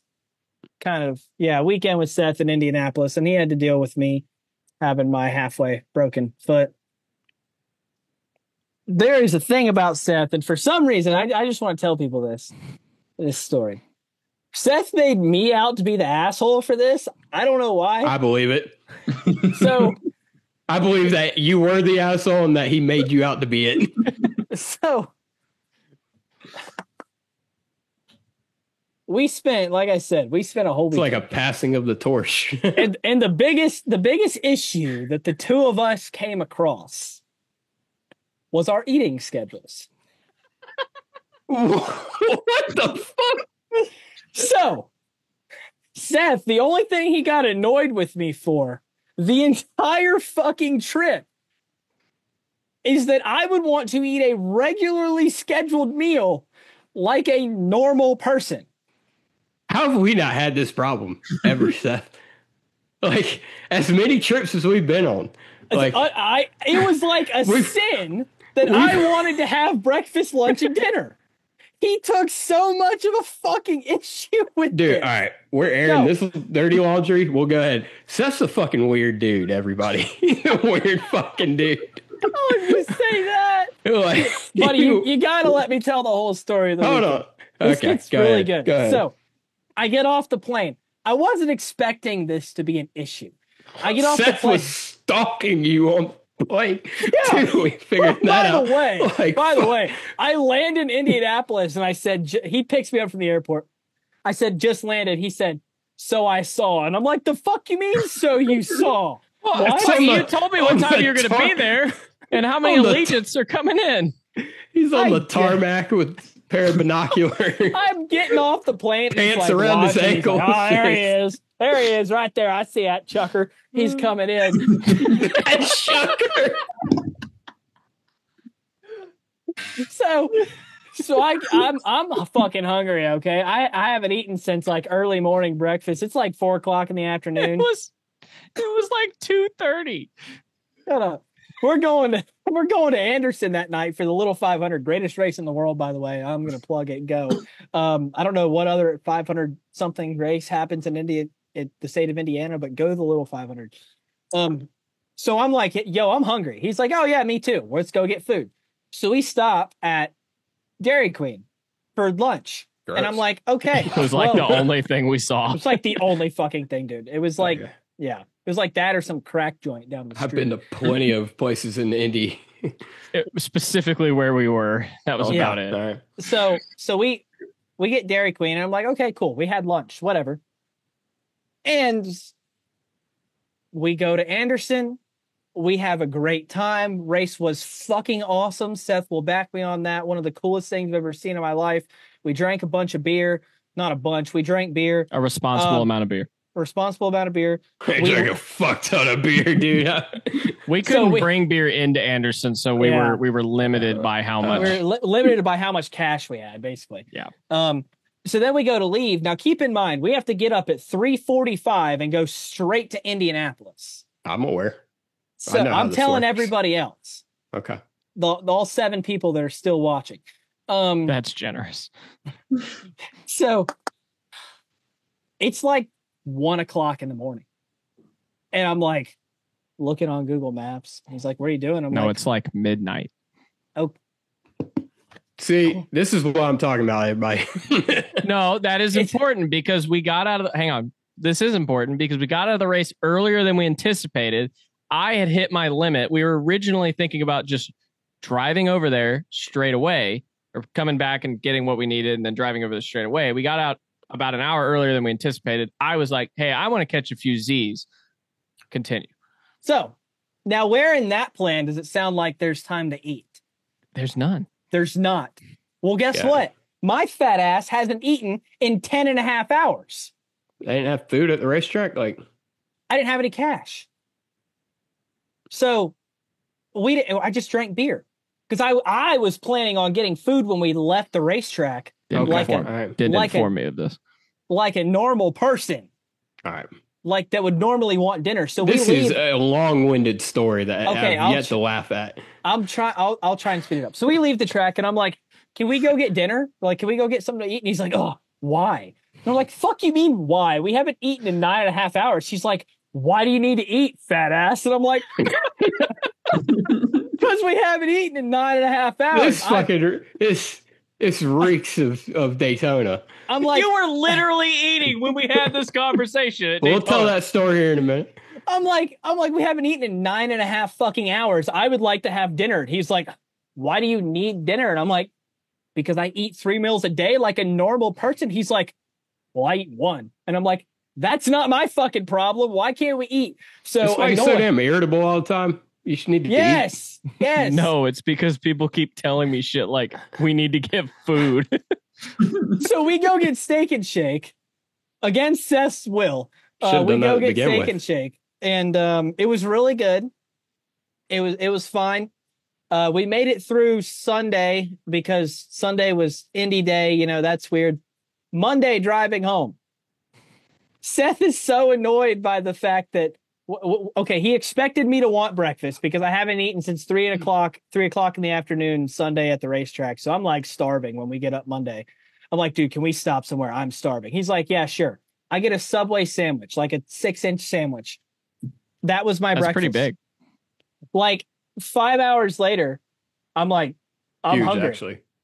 5 hours later, I'm like, I'm hungry. And he's like, oh, why are you hungry? And I'm like, because I eat more than once a day like a normal fucking person. All right. Well, I'll vouch for Seth on this one because we've had many a Subway sandwiches, and I always got a foot long, ate half of it, and then later ate the other half, and we didn't have this. This is why we didn't have this problem. Yeah. So basically the whole weekend, Seth made me out to be an asshole because I didn't eat in like 36-hour increments. And I was like, fuck you. It kind of all circles back to the next gen car because because you could, old racing was, was entertaining, and next gen racing can again be entertaining, but it's the reasons why it's entertaining that is the real guts of everything, and really the catalyst for the anger. Chuck is an asshole, and it's made out to be an asshole, and normally the catalyst is these Chuck, but this probably not a valid reason to call Chuck an asshole, but he's still an asshole. I am still an asshole. However, it should not be my problem that I would like to have breakfast, lunch, and dinner. But that was the only thing we disagreed on the whole fucking trip, is that every time I'd say, hey, I'd like to have a normally timed meal, I would get called a fat ass by Seth. So we're at Daytona. I call you a fat ass normally when we're at Daytona in 2022, and we go to Culver's because Culver's it's God's chicken. They don't even sell chicken. Yes, they do. Okay, well, I got a mushroom and Swiss burger with some cheese curds. Why do you remember that? Because that's what I always get at Culver's. Oh, okay. And I remember every meal I've ever had because I love food. And oh, but I'm the fat ass. We're coming back. We're driving back to the campsite. I see a KFC. Now, look, I don't have KFC too often, and I got fond memories of Dale Jr. running a KFC car at Daytona. And so we're driving through, and I was like, "Oh, KFC looks fucking good." And Seth goes, "You're eating right now, you fat piece of shit." And so I'm just glad that Chuck got the. That's fucking bullshit. It's next time I'm gonna have to paid your dues, man. Next time I ride anywhere with Seth that's more than like 4 hours, I'm gonna have to bring like fucking MREs because he's not gonna want to stop. What is MRE? It's like military food, right? Yeah. Yeah. This is why Peter doesn't go on trips with us. Peter's like, oh, I got it. It's okay. I'll get there he myself. had to stop and get me food as payment for the fact that he stuffed mini Tyrells and nose in my Honda. That did happen. Yes. Don't elaborate. Just leave that. We already explained it. Oh, okay. He ran over Mini Tyrell. No. Like a deer in the wild at Ace Speedway. No. Yeah. All right. Yeah. This has been a lot of fun, but I think we're pushing it now. You just cut out. We can go a couple more hours. You can cut out all the next gen bullshit, and we can just tell stories. That's what we should have been doing this whole time. This is way more fun. Well, do we got anything else we want to talk about? Anything biting? Biting? Biting. Like IRR? I'm going to take that there's your fucking biting right there. I'm going to take that as a no. Do we sundress, dumbass? You forget how to do the show? I guess I did. All right. Sundress. Does anyone have a sundress ready? I don't. This is your idea, buddy. No, it was actually Chuck's idea. Like I said earlier, 2 words. Carson Hocevar, must-see TV. Took mine. Dang it. Yeah, exactly. Huh? I said that's more than 2 words. Fine. Must-see TV. No. Must-see. Carson Hocevar, must-see TV. 2 words. 1 word. 2 words. Okay. All right. Anybody else got a sundress? My sundress is Landon Huffman. Fucking why? Because he's pretty much just become like my most reliable source of one-liner quotes that get us views on YouTube. So yeah, it's been a good source of one-liner quotes. My sundress will be Nashville Super Speedway. They went all out with Cracker Barrel everything, and that was some good catering. Did you? Oh, they have Cracker Barrel in the media center. They did, and they even made the media center tables look like Cracker Barrel tables and chairs. So it was really cool. Does What the Cookout even do fuck? that when they sponsor? No, race? they don't do shit. No, they don't. Cookout has normal fucking chairs. They did have some good ass roast beef sandwiches at the They could bring the All-Star food. Race Media Center. They did. Yeah, those were good. I Those were didn't eat good. the entire time I was at Wilkesboro. Oh, so That- then you could go time without eating.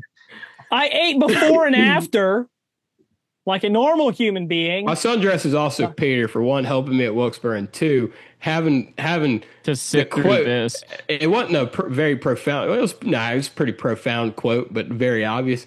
He's trying to tell me something. He's trying to mime something to me. yeah. We're standing in Victory Lane watching this truck race, watching Corey Heim dominate. And Peter's trying to mime something to me. He's like, hey, and he's like pointing at a truck going by, and he goes, and I'm lost, dude. I'm lost. I'm like, dude, Peter, I got this $9,000 this vet bill. I can't put together whatever the fuck you're miming right now. And he finally, I give him my phone. I said, type it in. He just puts, he goes, Heim 6-second lead, belt to ass. Way funnier if you're standing right there. Somehow, Buddy had never heard someone say belt to I've ass. never heard anyone say belt to ass or augmented. Is that what you said earlier? Yeah, Bro, ain't no way that ginger bitch just sent me a friend request. you're talking to everyone, bud.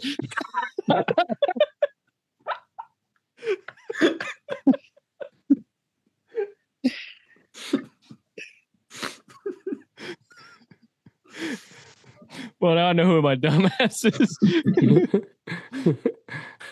I guess sundress. I'll go with The ginger bitch that the Chuck is talking ginger about. bitch that sent Chuck a friend request.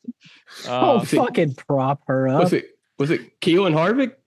He said, He's not ginger. yes, he is. He is fucking blonde. Yeah, bro's not ginger. I don't know what you're thinking. Oh, Piper's ginger. Buddy, Anyway, please stop doing that with your right hand. He's like a fucking. my legs. Have y'all found not the- noticed my damn legs shaking? He must have found the thing. Oh, yeah. Chuck, you have to know what I'm talking about. All right. Oh fuck yeah! Wait, who's the ginger bitch? Who's No. the ginger bitch? Unrelated. No, who's the ginger? I don't know who the ginger bitch is. Not Unrelated. important. Not It's important. not Okay. important. I have a dumbass. All right, dumbass. Connor Hall 4. existing. Okay. My dumbass is going to be Hang on. Chuck for Wait, hang talking on. to everyone. Hang on. No. Chuck brings up a good point. I'm glad we're on this fucking shit. Yeah. Can I tell? That's a it. good- I don't have anything to add. I wanna tell a good I don't have Connor Hall anything. story. I don't have anything to augment to Chuck's point. No, Buddy and I have a Connor Hall dumbass story from like the same 10-minute time span. we Both do. happened at Orange County. Yeah, we Speedway. do, buddy. Both happened at Orange County Speedway. So mine, I'm recording my bit for my show, my YouTube thing. And I said, this is how the conversation went. Now this is live on camera. I got the microphone. Talking to everyone. Doing our question of the week. And I said, all right, Connor, apple juice or orange juice? And he goes, sweet tea and water. And I said, that wasn't the question, Connor. And he goes, what was the question? I remember And I this. said, orange juice or apple juice? And he goes, none, neither. Why do I have to pick? I said, because that was the question. Which one did you like more as a kid? And he goes, oh, orange juice. And I said, why? He said, apple juice sucks. Orange juice all the way. No pulp. Well, as I get older, with pulp. With hope. All right, JD. And I was like, Come on, give that man a break. His mommy and daddy are fighting right now. so that's pretty Do I good. get 2 So- Christmases? I couldn't even hear what the fuck I was talking about.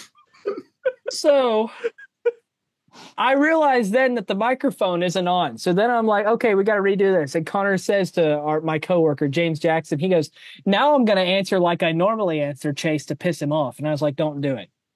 So I was like, all right, Connor, take 2. Orange juice or apple juice? He goes,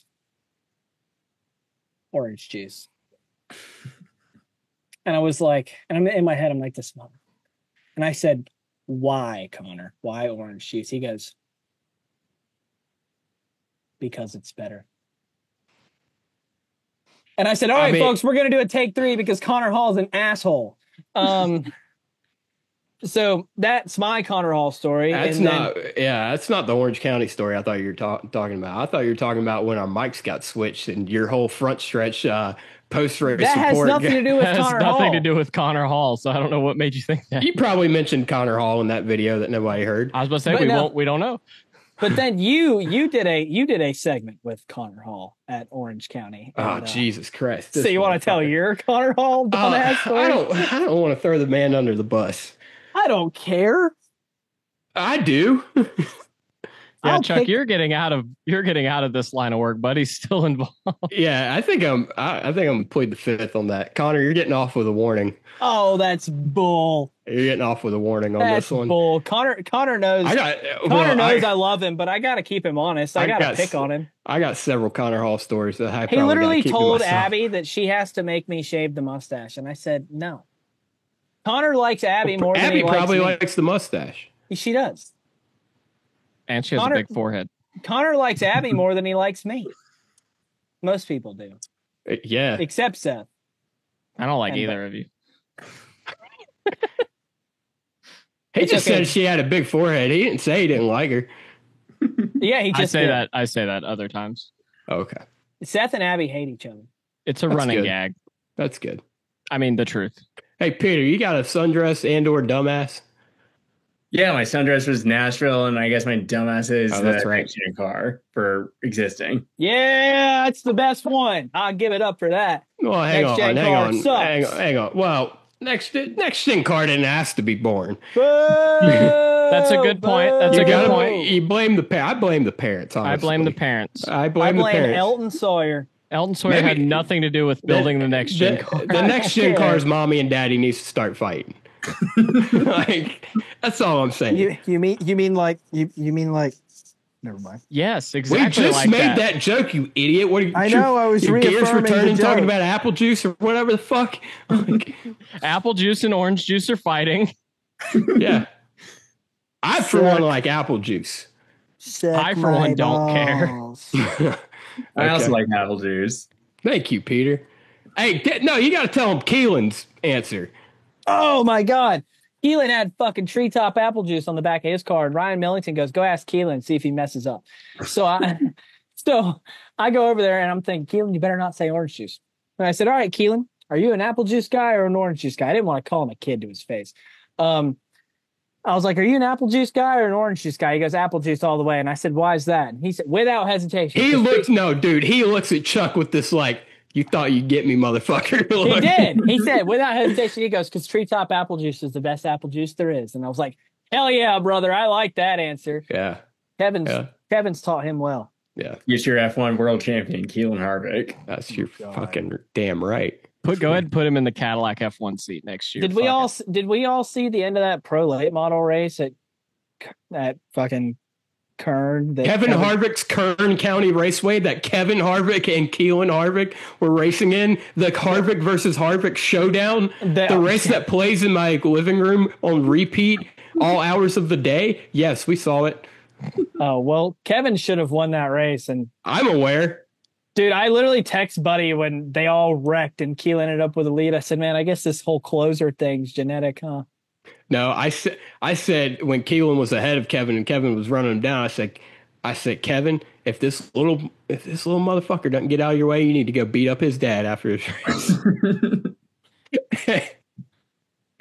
Yeah. All right. And then All right. I need to go. Yeah, I think we all good. I think we all kind of need to. All right. That's been whatever the fuck. Whatever this was. I'm not sure this is a really good idea. He's been Chuck. I feel like He's been Peter. He's been Buddy. I feel like this was like a this was like, we all were like, let's go to Waffle House. And then we robbed the Waffle House, and poor Peter was just there hoping to get waffles. Like, I feel like that Waffle House we pulled up to in Durham where only the cop was allowed inside. We robbed that Waffle House. Dude, yeah, you don't talk about some fucking bootlickers. On that note, I don't know if we're ending the show, but I'm leaving. See ya, Y'all fuckers. go fuck yourselves. Bye, All of Gary. yous.